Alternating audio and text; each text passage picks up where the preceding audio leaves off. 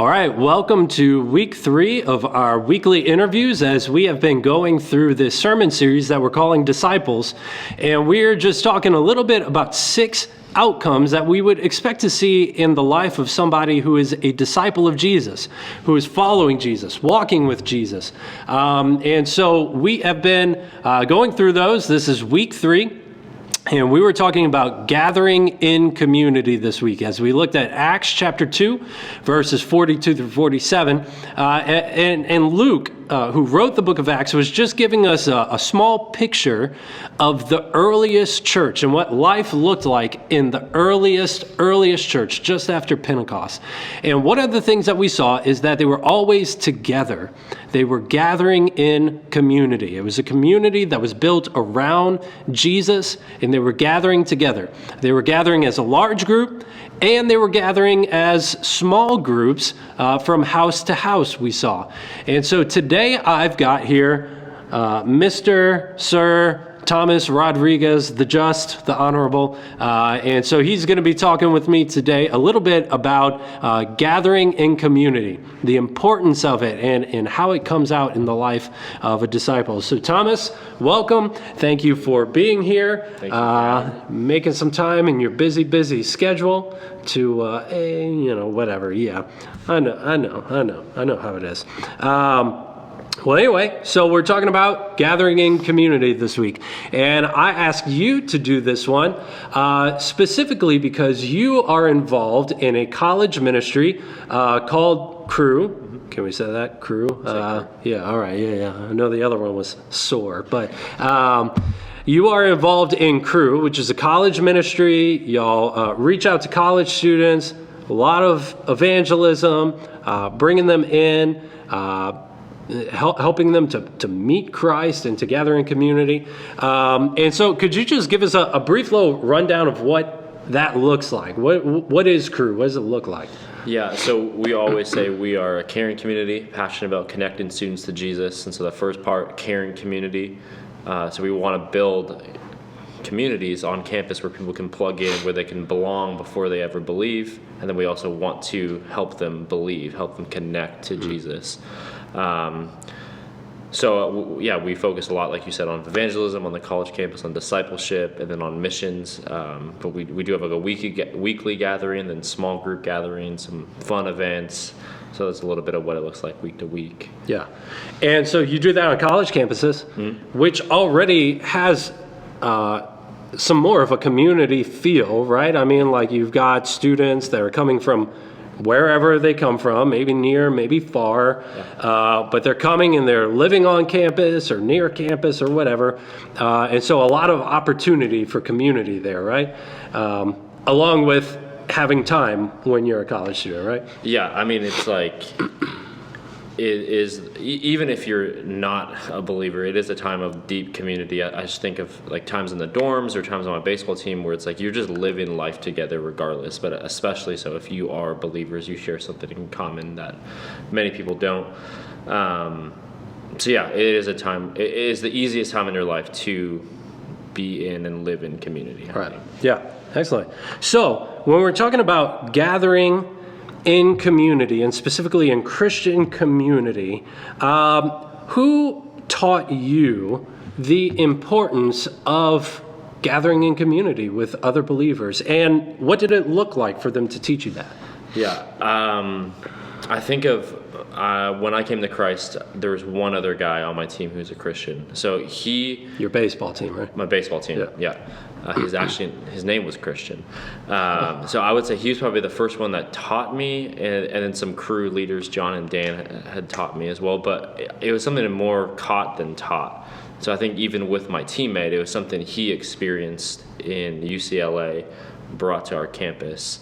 And then for myself, it was as I experienced being vulnerable with others, being known, being loved in that, living on mission with others, where I was like, this is something I want to do. This is something that I need to do, more so than it was ever like, this is what you should do. Mm-hmm. It was kind of, Yeah.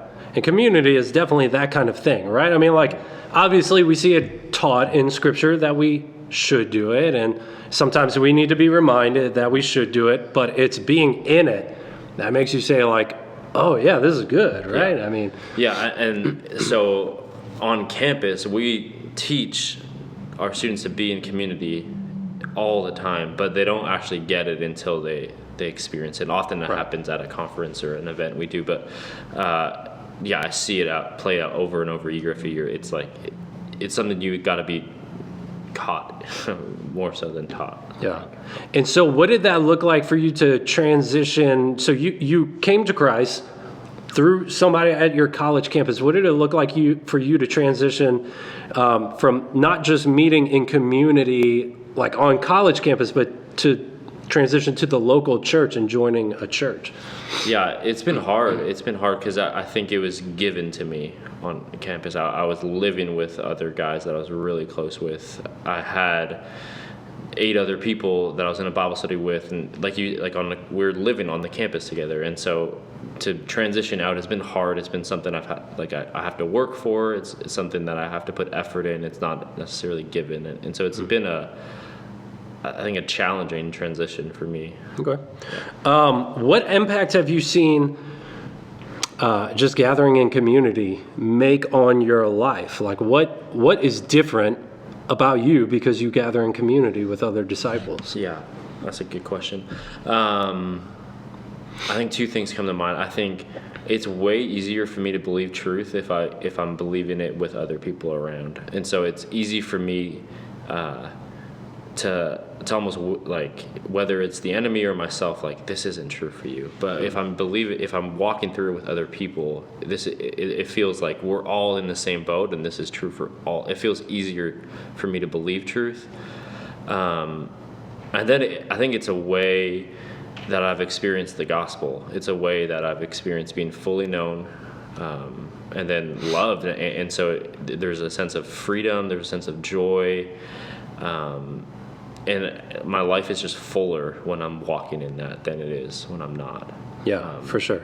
Fullness is a way I would describe it. Right, yeah. And especially what you were saying about believing truth. It's easier to believe truth when you're doing that together. It's because you are seeing that truth play out in other people's lives as well. Yeah. It's not just like, oh, we all believe this same thing that none of us have ever experienced, right? Like, it's, you see the faithfulness of God in their life, right? And for sure.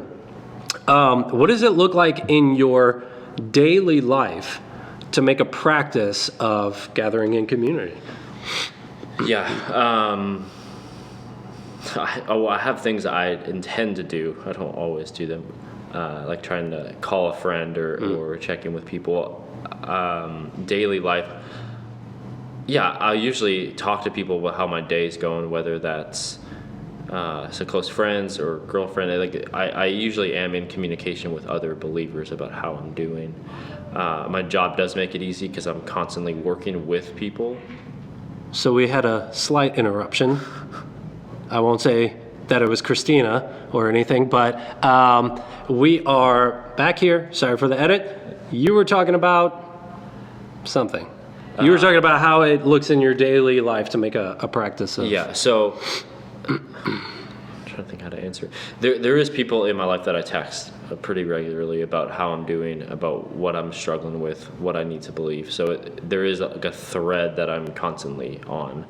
There is practices like weekly check-in with a good friend, bi-weekly check-in with a couple of friends. I have multiple areas like that. Now, sorry to interrupt, but when you say a check-in, is it just like, hey, how you doing? I'm good, or like, what is that? Yeah, that's a good question. Some of it is going through content with other guys. Some of it is just asking, like, sharing life with another person. So, like, what is some highs? What are some lows? What are some things we're enjoying? What are we learning? Where can we help each other? Where do we need prayer? Yeah, and then some of it is just like learning something together, whether it's a book or like a Bible study or something. And then text threads are more just like, how are you doing right now in the moment? Right. What do you need? And so usually at some point in the day, I am checking in with someone, whether it is a friend or girlfriend or mentor. And there's been seasons of my life where I'm way better at that. Yeah. And seasons of my life when I'm not. Yeah. And so it sounds like when you are checking in with other people, it's not just letting them talk to you and ask you those things, but asking them as well. It's mutual, right? I mean, it's... And some it's more like I am the one they're the ones checking in on me. Right. But I think some of the best times are when it is mutual, when we're sharing life together. Yeah, for sure. Yeah, and it can be hard, right, to like open yourself up in that way, right, and let other people come in further than just like the mask we put on, or just the, hey, how you doing? Oh, I'm good. How about you? Yeah, I'm great.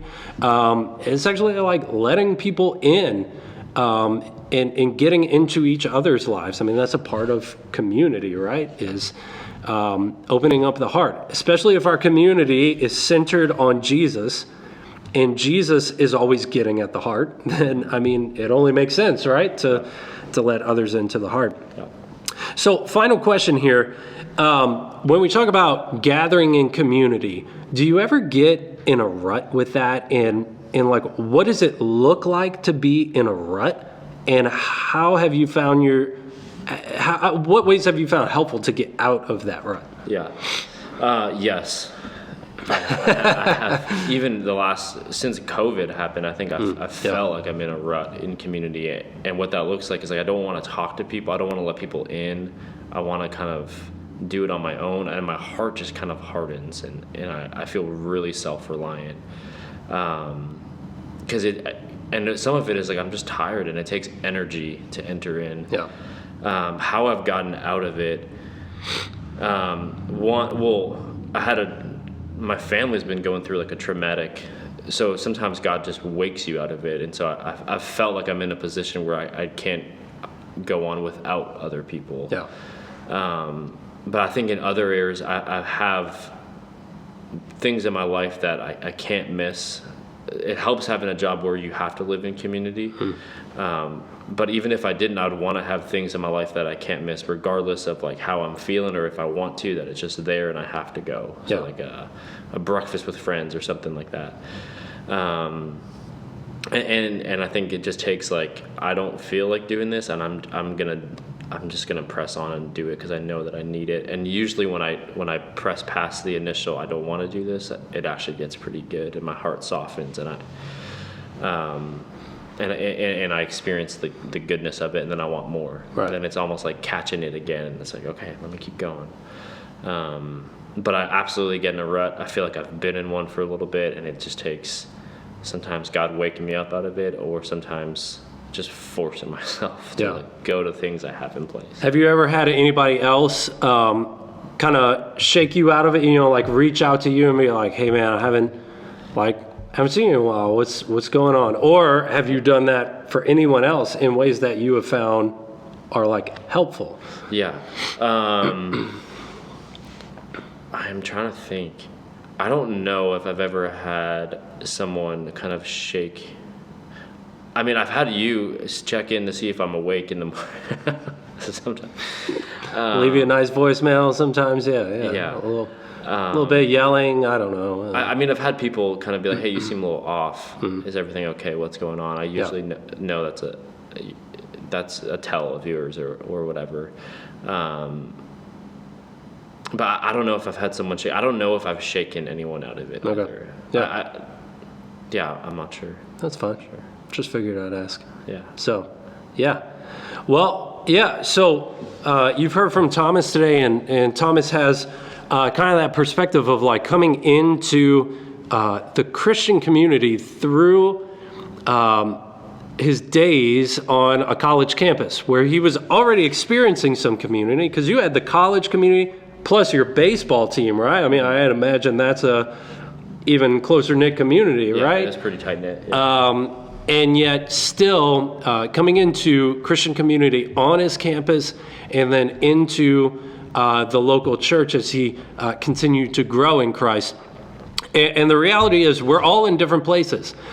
Some of us come to know Christ when we're already in kind of like this sub-community others of us come to know Christ when we are kind of like on our own, just kind of doing our own thing outside of everyone.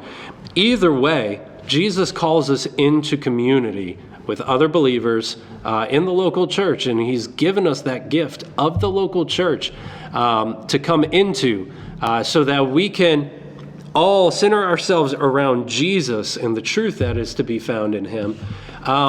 And that's how we grow, right? I mean, like, you're just not going to be a growing Christian without gathering in community. And you're not going to be an obedient Christian without gathering in community, because Jesus calls us to do it.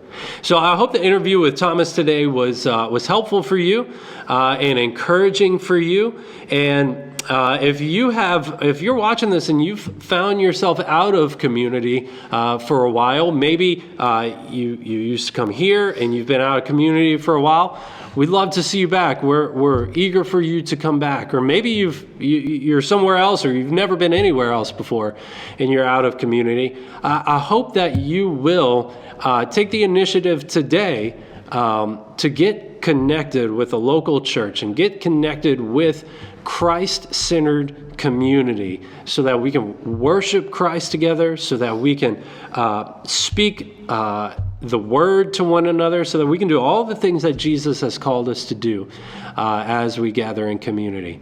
Next week, we are going to be talking about serving in all of life, making a life out of serving God and serving others.